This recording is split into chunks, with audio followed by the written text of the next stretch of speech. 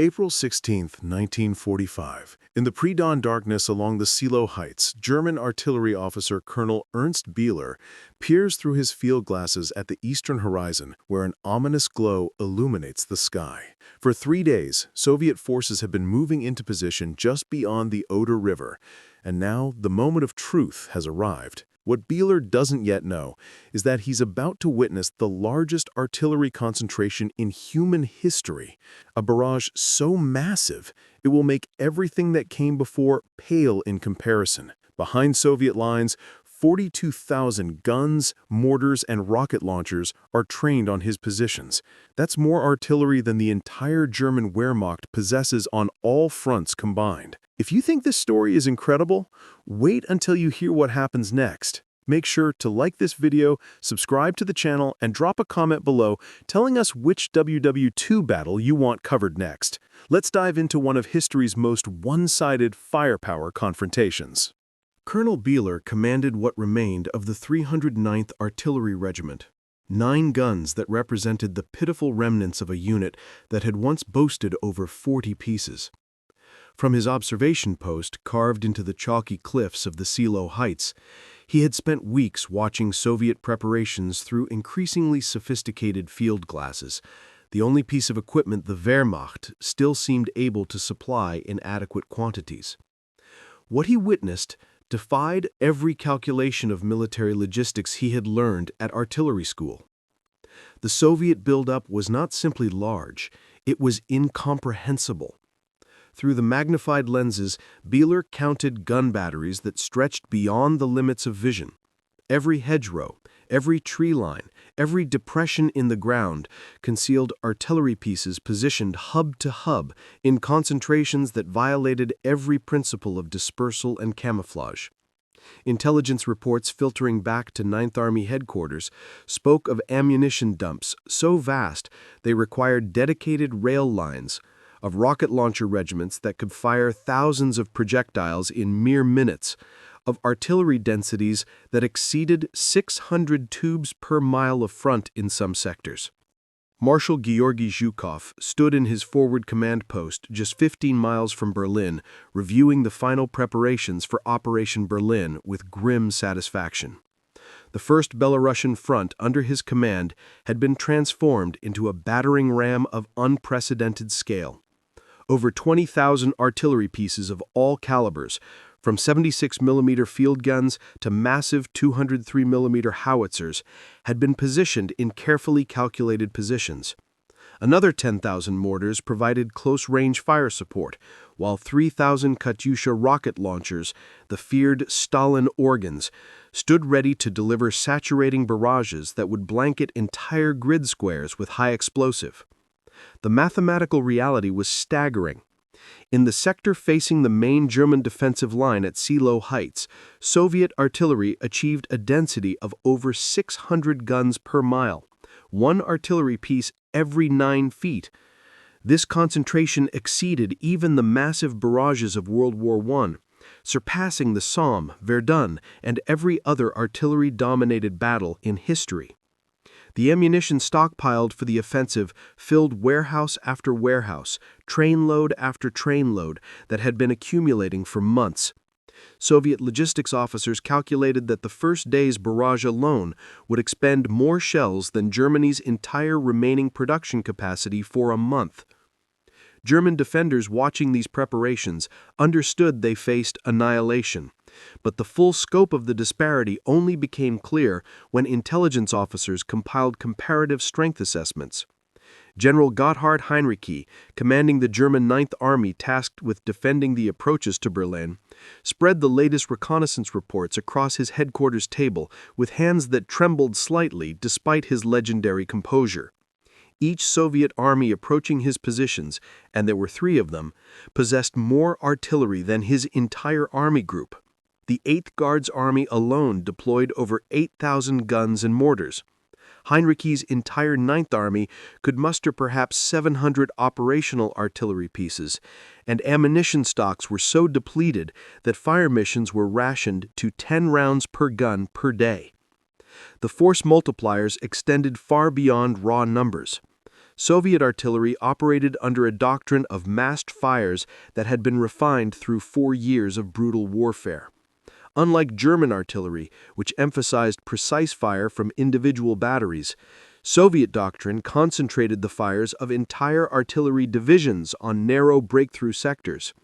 Fire direction centers could coordinate hundreds of guns to impact the same target area simultaneously, creating a rolling barrage that would advance ahead of assault infantry with clockwork precision.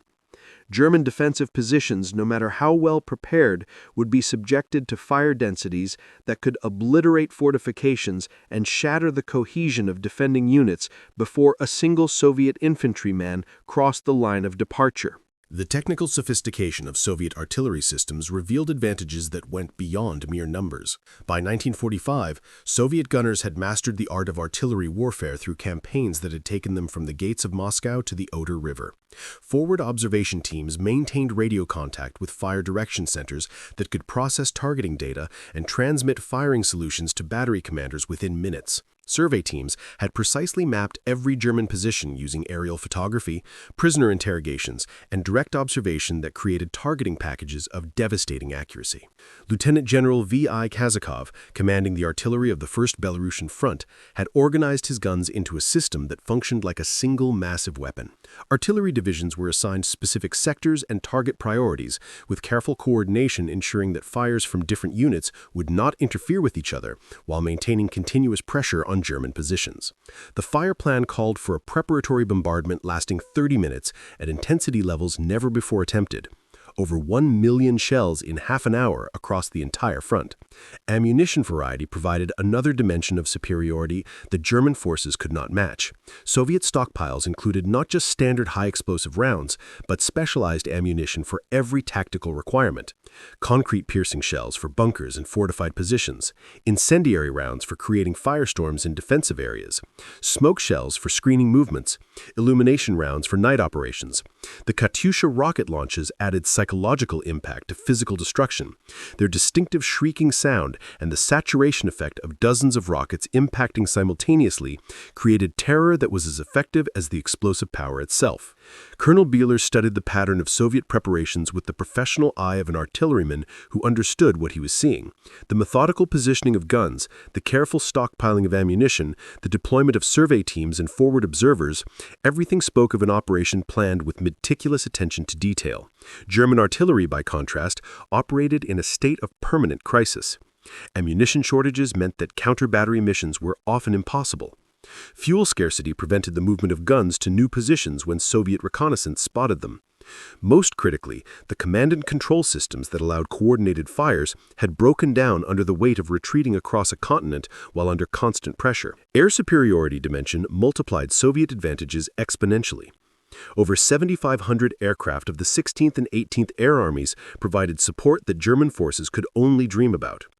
Reconnaissance aircraft photographed German positions daily, identifying new fortifications and troop movements that were immediately incorporated into targeting data. Fighters maintained air superiority so complete that German artillery spotting aircraft, the few that still existed, could not operate in daylight. Ground attack aircraft armed with rockets and bombs could respond to calls for support within minutes, adding their firepower to the artillery that would soon begin speaking. German anti-aircraft defenses, once formidable, had been reduced to scattered batteries with inadequate ammunition. The few 88mm guns that had made the Wehrmacht's flak arm famous were now firing at targets of opportunity with carefully rationed shells. Soviet aircraft operated with impunity, knowing that German fighters were grounded by fuel shortages and anti-aircraft fire was more nuisance than threat. This air superiority meant that Soviet artillery could operate without fear of air attack, while German guns that revealed their positions by firing were immediately targeted by bombers. At 0400 hours on April 16, 1945, the Earth itself seemed to rebel against human habitation. 42,000 Soviet artillery pieces, mortars, and rocket launchers opened fire simultaneously in a barrage that could be heard in Berlin 20 miles away. The sound was not simply loud, it was a physical force that pressed against eardrums and vibrated through bone. Soldiers in forward positions who had survived 4 years of warfare later described it as unlike anything they had experienced, a continuous roar that seemed to come from all directions simultaneously. Colonel Beeler's observation post shook as if struck by an earthquake. Through gaps in the smoke and dust, he watched shells explode across the entire German defensive line in a carpet of fire that obliterated landmarks and turned prepared positions into lunar landscapes. The carefully constructed bunkers and trenches that had taken weeks to build disappeared under the weight of explosives being delivered at rates that exceeded 1 ton per second across the entire front. Communication lines were severed within the first 5 minutes. Runners sent to contact neighboring units never returned. The 309th Artillery Regiment's 9 remaining guns attempted to return fire, but their positions were identified by Soviet counter-battery radar within seconds and subjected to concentrated bombardment that left only smoking craters. The fire plan unfolded with mechanical precision that reflected Soviet artillery doctrine refined through years of offensive operations. The first phase targeted command posts, communication centers, and observation positions, the nervous system of German defense. High explosive shells mixed with incendiary rounds created firestorms in headquarters areas that killed staff officers and destroyed the maps, radios, and telephone equipment that allowed coordinated response. German commanders found themselves isolated, unable to communicate with higher headquarters or their subordinate units, making tactical decisions based on fragmentary information and guesswork. Phase 2 shifted fires to forward defensive positions, where German infantry waited in trenches and bunkers. The rolling barrage advanced at a pace calculated to maintain constant pressure, shells impacting just ahead of advancing Soviet assault troops who followed so closely that German survivors had no time to recover before infantry was upon them. Katyusha rocket salvos added saturation fire to specific strongpoints that intelligence had identified as particularly well defended.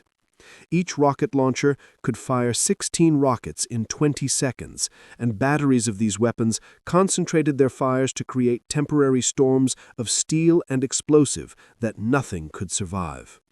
General Henrizi received fragmentary reports from units still in communication, each message more desperate than the last.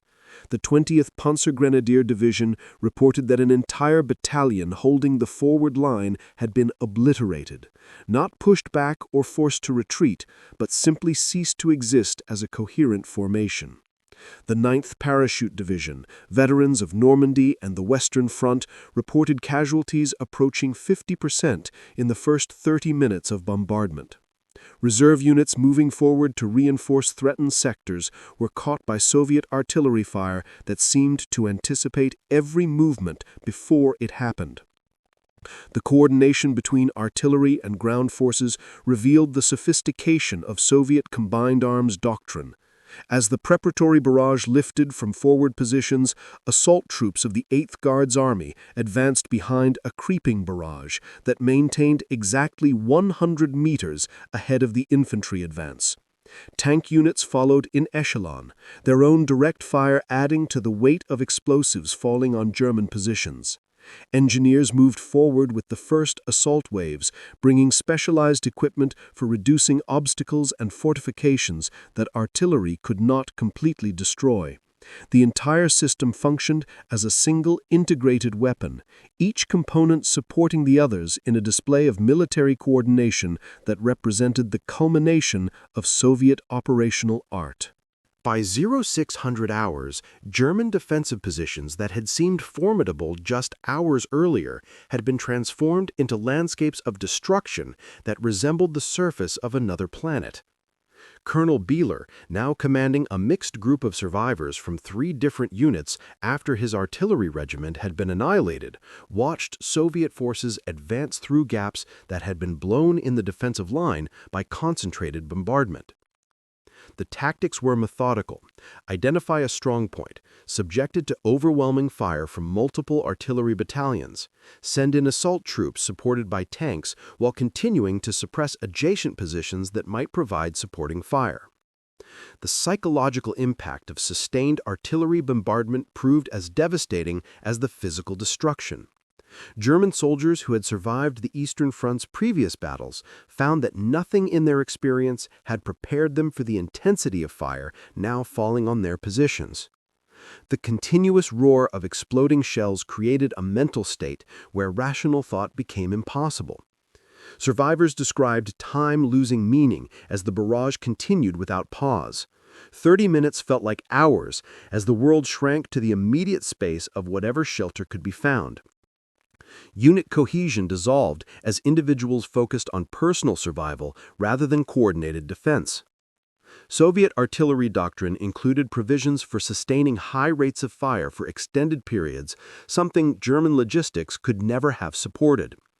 Ammunition supply units had positioned stockpiles within easy reach of firing batteries, with trucks shuttling shells forward in continuous streams that kept the guns fed. When one battery exhausted its immediate ammunition supply, others maintained fire on the same target, ensuring that pressure never slackened.